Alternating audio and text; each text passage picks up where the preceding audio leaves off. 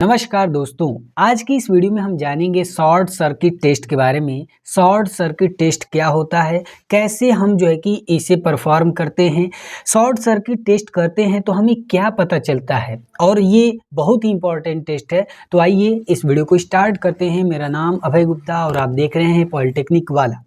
Previous video में हमने देखा था ओपन सर्किट टेस्ट के बारे में। ओपन सर्किट टेस्ट को अगर आपने नहीं देखा है तो उसको जरूर देख लें, डिस्क्रिप्शन में लिंक है, वहां पर आप जाकर वीडियो को देख सकते हैं। आइए वीडियो को स्टार्ट करते हैं और इस टेस्ट को बहुत ही बेहतरीन तरीके से समझते हैं। सबसे पहली बात, नाम है क्या इसका, शॉर्ट सर्किट टेस्ट, यानी इसमें जरूर कहीं ना कहीं शॉर्ट सर्किट करना है। बात समझ में आ गई? तो देखिए यहाँ पे आपको फिगर दिखा रहे हैं, इसमें आपको ये जो ग्रीन से बनाया है ये शॉर्ट सर्किट किया हुआ है। अब क्यों किया है, कैसे किया है, ये सारी चीज़ें एकदम बेहतरीन तरीके से समझेंगे, बस वीडियो को अंत तक देखिए। आइए सबसे पहले आपको बता दें कि शॉर्ट सर्किट टेस्ट जो है, इस टेस्ट को जब हम परफॉर्म करते हैं, मतलब इस टेस्ट को जब हम करते हैं तो हमें क्या पता चलता है, हमें सीरीज ब्रांच पैरामीटर पता चलता है। जैसे जब आप ट्रांसफार्मर का इक्विवेलेंट सर्किट डायग्राम बनाते हैं, हमने यहाँ पे आपको बना के रखा है ताकि टाइम जो है थोड़ा बच सके। देखिए ये चीज़ें हमने पूरा डिटेल में बनाया, ये कैसे बना सकते हैं, क्यों ये बनाए हैं, ये सारी चीज़ें हमने बताया हुआ है। ठीक है, तो प्रीवियस वीडियो को देख सकते हैं। देखिए तो देखिए ट्रांसफार्मर का ये इक्विवेलेंट सर्किट डायग्राम है और अगर आप ध्यान से देखेंगे तो इसमें आपको ये सीरीज में दिख रहा है, ये सीरीज में दिख रहा है, तो इसी को हम फाइंड करते हैं। यानी शॉर्ट सर्किट टेस्ट के दौरान जब हम शॉर्ट सर्किट टेस्ट करते हैं तो ये सीरीज ब्रांच के जो पैरामीटर हैं इसको हम फाइंड करते हैं। ये कौन लोग हैं, इसे हम मान लेते हैं R1, ये है X1, ये है R2, ये है X2, यानी हम कुल कह सकते हैं। और इसका जो सम होता है उसे Z1 कहते हैं और इसका जो सम होता है उसे हम Z2 कहते हैं, सॉरी Z2 कहते हैं। Z क्या है, इम्पेडेंस है, ये प्राइमरी साइड का इम्पेडेंस है, ये सेकेंडरी साइड का इम्पेडेंस है। इम्पेडेंस होता क्या है, रेजिस्टेंस और इंडक्टर का जो सम होता है उसी को कलेक्टिवली हम कहते हैं इम्पेडेंस। ठीक है, इतनी बात समझ में आ गई। यानी कुल मिलाकर अगर आपसे पूछा जाए कि शॉर्ट सर्किट टेस्ट जब हम करते हैं तो क्या पता चलता है, तो आप बता सकते हैं कि सीरीज ब्रांच पैरामीटर पता चलता है। यानी हम R1 की वैल्यू, X1 की वैल्यू, R2 की वैल्यू, X2 की वैल्यू, Z1 की वैल्यू, Z2 की वैल्यू हम फाइंड कर सकते हैं। इसके अलावा क्या कर सकते हैं, इसके अलावा जो है कि हम कॉपर लॉस को, ध्यान से समझिए, कॉपर लॉस को किसी भी डिजायर्ड लोड पे, यानी यहाँ पे लोड कोई भी हो तब भी हम क्या कर सकते हैं, कॉपर लॉस को फाइंड कर सकते हैं। लोड को कैसा भी हो, लोड कितना भी हो, हम उस कंडीशन में भी कॉपर लॉस को पता कर सकते हैं। कॉपर लॉस का मतलब आप समझ रहे हैं, यहाँ पे जो ये वाइंडिंग की हुई है तो इसमें कुछ वाइंडिंग किया है, तो वाइंडिंग किस चीज़ का करते हैं, कॉपर वायर का, तो कॉपर लॉस निकाल सकते हैं। बात समझ में आ गई? अच्छा आगे बढ़ते हैं, और क्या हम फाइंड कर सकते हैं, टोटल वोल्टेज ड्रॉप। यानी कहने का मतलब यह है कि ट्रांसफार्मर में टोटल कितना वोल्टेज ड्रॉप होता है, टोटल वोल्टेज ड्रॉप जो है हम इससे फाइंड कर सकते हैं, चाहे रिफर्ड टू प्राइमरी हो या तो रिफर्ड टू सेकेंडरी हो। रिफर टू प्राइमरी का मतलब आप क्या समझते हैं, यहाँ पे जो भी सेकेंडरी वाला है उसको प्राइमरी साइड में लेके चले जाएंगे पूरा का पूरा। ठीक है, या तो refer to secondary, refer to secondary मतलब कि प्राइमरी वाले सबको सेकेंडरी में रिफर कर देंगे। बात समझ में आ गई?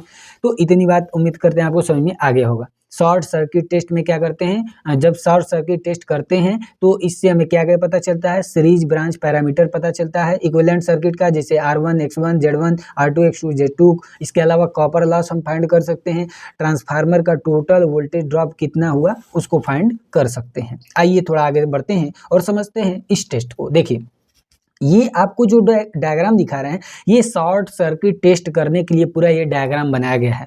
इसमें आप यहाँ पे देख सकते हैं, यहाँ पे ये ट्रांसफार्मर है। अच्छा देखने से आपको क्या लग रहा है, कौन सा ट्रांसफार्मर है, ये है स्टेप डाउन ट्रांसफार्मर। क्यों कर रहे हैं, क्योंकि यहाँ पे नंबर ऑफ टर्न्स ज़्यादा है, यहाँ पे नंबर ऑफ टर्न्स कम है, तो नंबर ऑफ टर्न्स यहाँ पे कम है।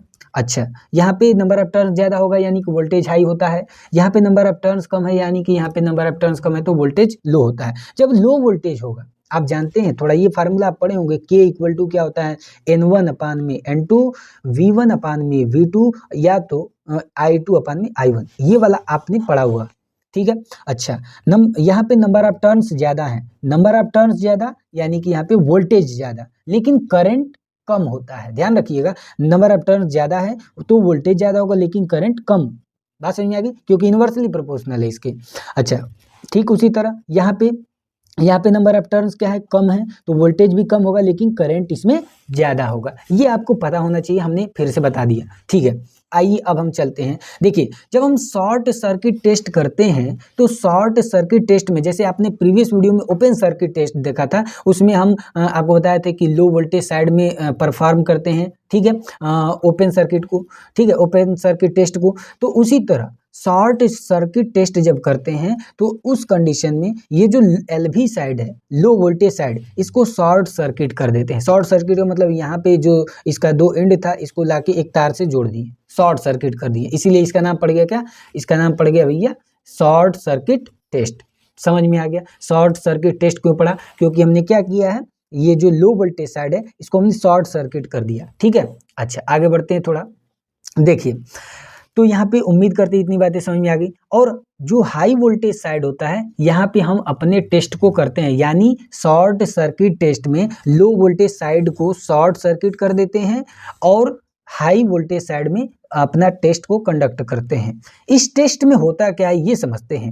हम क्या करते हैं, यहाँ पे सिंगल फेज की AC सप्लाई देते हैं, यहाँ पे एक लगाए होते हैं वैरिएक। वैरिएक का काम क्या है, वोल्टेज को मतलब मेंटेन करना, वोल्टेज को हम कंट्रोल कर सकते हैं। जितना हमें वोल्टेज चाहिए उतना हम जो है कि इस वैरिएक की मदद से प्राप्त कर सकते हैं। वैरिएक लगा सकते हैं या तो ऑटो ट्रांसफार्मर। बात समझ में आ गई?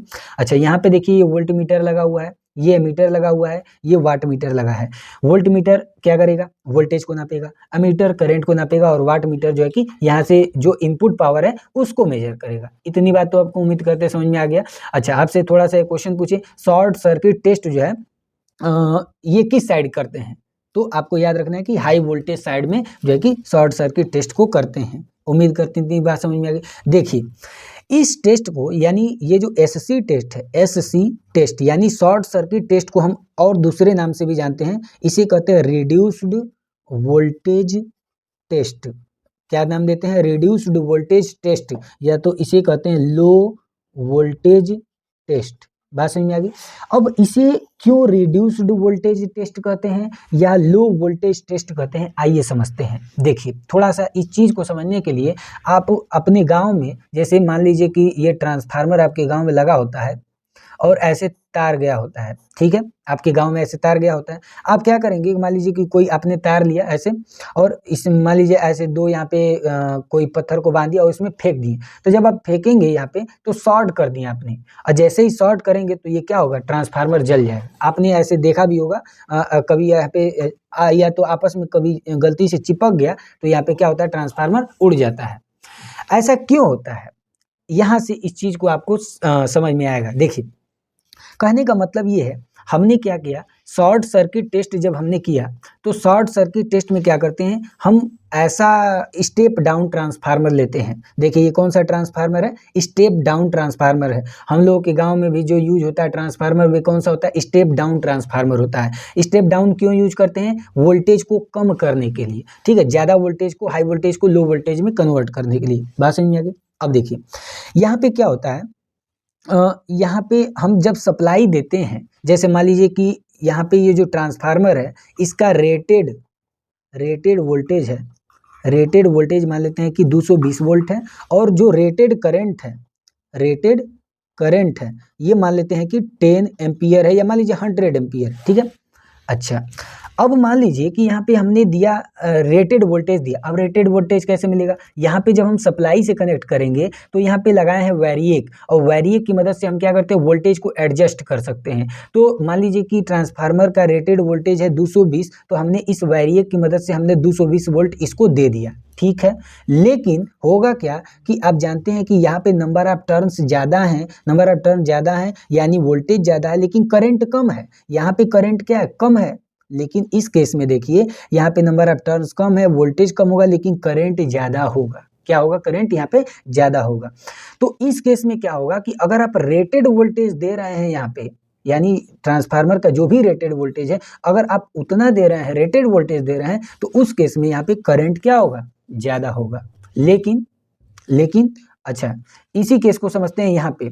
आपने क्या किया, शॉर्ट सर्किट कर दिया है। तो जब शॉर्ट सर्किट करेंगे और यहाँ पे ट्रांसफार्मर को मिल रहा है रेटेड वोल्टेज, तो शॉर्ट सर्किट यहाँ पे आपने जैसे ही इसको इस तार को इस पे फेंक दिया तो शॉर्ट सर्किट कर दिए। अब जब शॉर्ट सर्किट कर दिए और यहाँ पे आपको रेटेड वोल्टेज ही मिल रहा है, तो इस केस में करंट यहाँ पे क्या होगा, ज़्यादा प्रोड्यूस होगा सेकेंडरी वाइंडिंग में, और यहाँ पे क्या हो सकता है, हमारा ट्रांसफार्मर जल सकता है या जल जाता है, भाई सीधी सी बात है, ठीक है।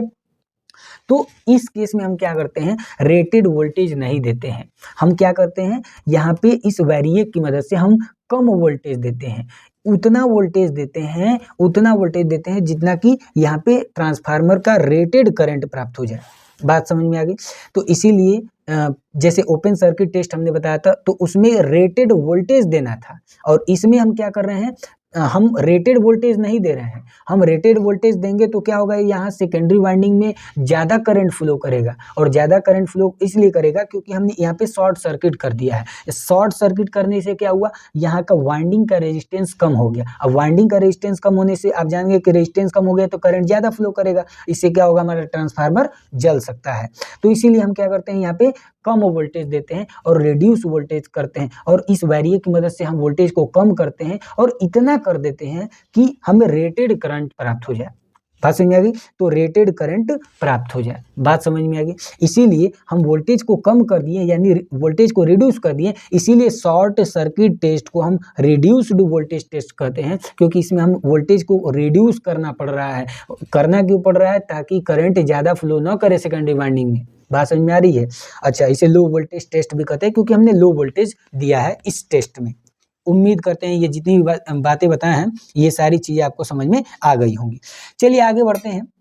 अब यहाँ पे समझते हैं इस टेस्ट के दौरान होता क्या है। देखिए, जब हम इस टेस्ट में, अच्छा अभी आपको बताएं कि हम क्या करते हैं, लो वोल्टेज देते हैं, यहीं से सारा बात निकलेगा। हम क्या कर रहे हैं, इस वैरिएक के माध्यम से लो वोल्टेज दे रहे हैं। अब लो वोल्टेज दे रहे हैं तो यहाँ पे लिख दे रहे हैं लो वोल्टेज देते हैं, लो वोल्टेज अप्लाई करते हैं प्राइमरी साइड में। कहाँ पे, प्राइमरी साइड में। लेकिन ध्यान रखना है कि यहाँ पे लेकिन रेटेड करंट होता है।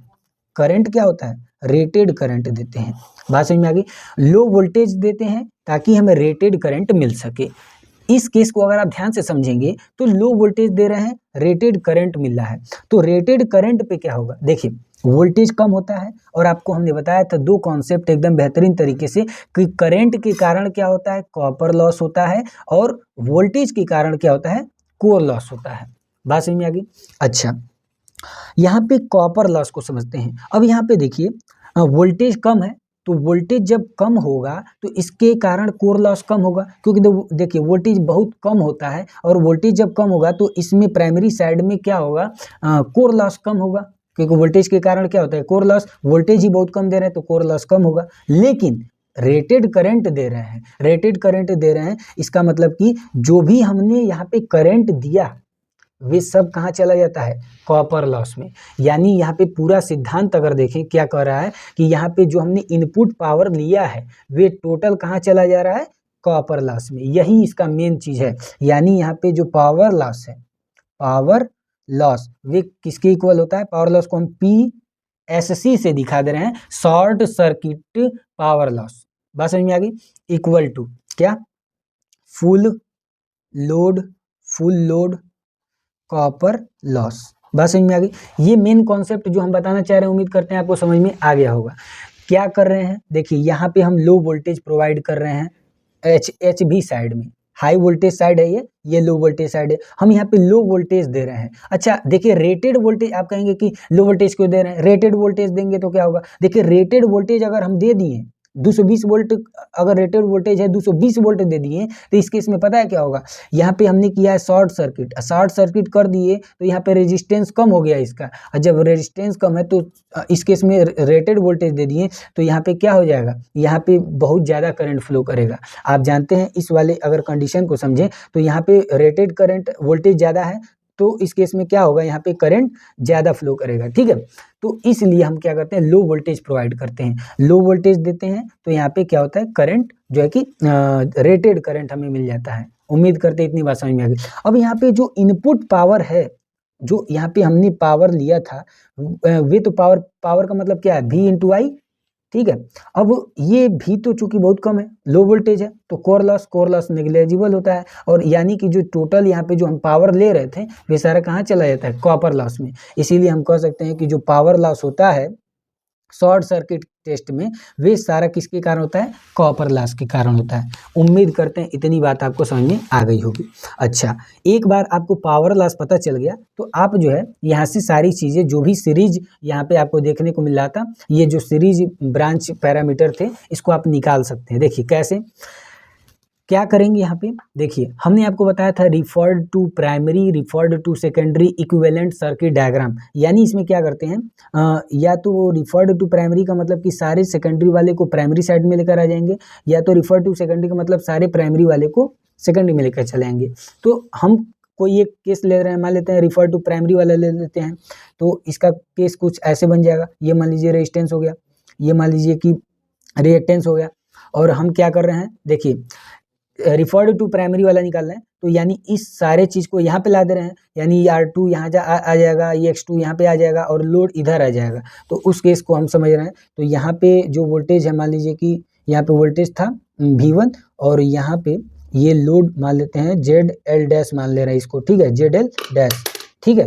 बात समझ में आ गई। ये क्या है, R1 इक्विवेलेंट, ये क्या X1 इक्विवेलेंट, ठीक है। तो देखिए हम क्या कर रहे हैं, अब हमें क्या निकालना है, ये सीरीज ब्रांच पैरामीटर निकालने हैं। तो देखिए R1 इक्विवेलेंट, इसका मतलब क्या है, equivalent resistance referred to primary, ठीक है। कैसे निकाल सकते हैं, देखिए हमको क्या पता हो गया, पावर पता हो गया। तो जब पावर पता है तो PSC अपान में I स्क्वायर, कौन सा, शॉर्ट सर्किट वाला, ये SC बना रहे हैं, इसका मतलब क्या है, शॉर्ट सर्किट, यानी शॉर्ट सर्किटेड पावर, ठीक है, पावर लॉस, और ये शॉर्ट सर्किटेड करंट, ठीक है। तो इसमें जो करंट फ्लो करेगा इस वाइंडिंग में, वे क्या होगा, शॉर्ट सर्किटेड करंट होगा, ठीक है। तो यहाँ से हम निकाल सकते हैं इक्विवेलेंट रेजिस्टेंस। उसी तरह X1E इक्वल टू क्या हो जाएगा, X1E इक्वल टू, उससे पहले हमको ये इम्पेडेंस निकालना पड़ेगा। देखिए ये, देखिए ये दोनों का सम जो है क्या कहलाता है, Z2, और इन दोनों का सम क्या कहलाता है, R1 और X1 का Z1। तो इसको जब इधर लाएंगे तो Z1 और Z2 जुटेगा, तो देखिए क्या हो जाएगा, Z1E यानी equivalent impedance referred to primary, क्या हो जाएगा भाई, तो ये हो जाएगा VSC अपान में ISC। देखिए ये आप जैसे रेजिस्टेंस का फार्मूला पढ़े हैं, R इक्वल टू V अपान में I, तो उसी पे है। तो R की जगह हमने लिख दिया Z1E का मतलब equivalent impedance referred to primary, ये हो जाएगा VSC, short circuited voltage, short circuited current. तो ये हो गया आपका फार्मूला। और X1E निकालना है, तो इसको कैसे निकालेंगे, ये हो जाएगा आपका Z1E का होल स्क्वायर माइनस में R1E का होल स्क्वायर। तो देखिए ये आपको मिल गया फार्मूला। आप जो है, हमने क्या आपको बताया था पहले, आप क्या कर सकते हैं, शॉर्ट सर्किट टेस्ट में जो है कि शॉर्ट सर्किट टेस्ट में आप जो सीरीज ब्रांच पैरामीटर जो है उनको फाइंड कर सकते हैं, उनकी वैल्यू निकाल सकते हैं। तो यानी इसकी वैल्यू आप निकाल सकते हैं। तो हमने क्या किया, रिफर टू प्राइमरी इसको पहले कर लिया, जैसा कि यहाँ पे आपको हमने दिखाया है, ठीक है। रिफर टू प्राइमरी या रिफर टू सेकेंडरी भी कर सकते हैं, और करके हमने क्या किया, इक्विवेलेंट रेजिस्टेंस निकाला रिफर्ड टू प्राइमरी। तो उसके लिए R1E, चूंकि हमें पावर लॉस यहाँ पे पता है, ठीक है, तो PSC पता है, और करंट फ्लो कर रहा है शॉर्ट सर्किटेड करंट ISC। तो आप जानते हैं P इक्वल टू, ये फार्मूला होता है ना, I स्क्वायर R, तो यहीं से जो है कि इसको निकाला है। तो R1E इक्वल टू हो जाएगा PSC अपान में ISC। उसी तरह इक्विवेलेंट ये निकाले हैं, equivalent impedance referred to primary, तो VSC अपान में ISC, ये वाले फार्मूले से, ओम्स लॉ वाले से, और ये वाला जो है कि हमने फार्मूले से लिख दिया रूट में Z1E का होल स्क्वायर माइनस में R1E का होल स्क्वायर। और एक यहाँ पे पावर फैक्टर लिख लीजिए इसका cos phi SC, SC का मतलब क्या, शॉर्ट सर्किटेड, ठीक है। तो ये हो जाएगा PSC अपान में VSC ISC, ठीक है। ये कैसे आ रहा है, तो आप जानते हैं P equal to VI cos phi से, तो यहीं से जो है कि हमने लिख दिया cos phi SC लिख दिया, और इसको इधर ला दिया।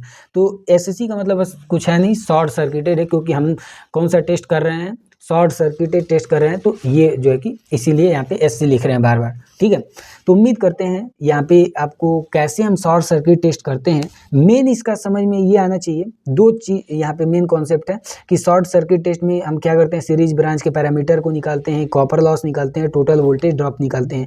मेन कॉन्सेप्ट इसका यहाँ पे ये है ना कि अगर हम रेटेड वोल्टेज यहाँ पे देंगे, रेटेड वोल्टेज देंगे तो दिक्कत क्या है भाई कि हमने इसको यहाँ पे शॉर्ट सर्किट किया है, लो वोल्टेज साइड को शॉर्ट सर्किट किया है। तो जब शॉर्ट सर्किट किया है, रेटेड वोल्टेज देंगे तो उस केस में यहाँ पे नंबर ऑफ टर्न कम है, और रेटेड वोल्टेज दे दिए तो यहाँ पे करंट बहुत ज़्यादा होगा, इस केस में ट्रांसफार्मर हमारा जल सकता है। इसीलिए यहाँ पे लो वोल्टेज देते हैं, लो वोल्टेज देते हैं और रेटेड करंट देते हैं। तो लो वोल्टेज दे रहे हैं तो लो वोल्टेज देखिए, वोल्टेज के कारण कोर लॉस, लो वोल्टेज दे रहे हैं तो कोर लॉस नेग्लेजिबल है, और रेटेड करंट दे रहे हैं तो रेटेड करंट यानी कि यहाँ पे जो भी यहाँ पे पावर मिल रहा है, क्योंकि V/I पावर होता है, यानी जो इनपुट पावर मिल रहा है वे सारा कहाँ चला जा रहा है, कॉपर लॉस में। तो वही हमको पावर लॉस जो है किसके इक्वल हो जाता है, पूरा टोटल जितना कॉपर लॉस होता है उसके, कोर लॉस यहाँ पे नेग्लेजिबल हो जाता है। और एक बार पावर लॉस मिल गया तो हमने यहाँ से ये निकाल लिया, ये निकाल लिया, ये निकाल लिया, ये सब हमने निकाल लिया। तो उम्मीद करते हैं ये वीडियो आपको पसंद आया हो तो लाइक करें और अपने फ्रेंड्स के साथ इस वीडियो को जरूर शेयर करें। धन्यवाद।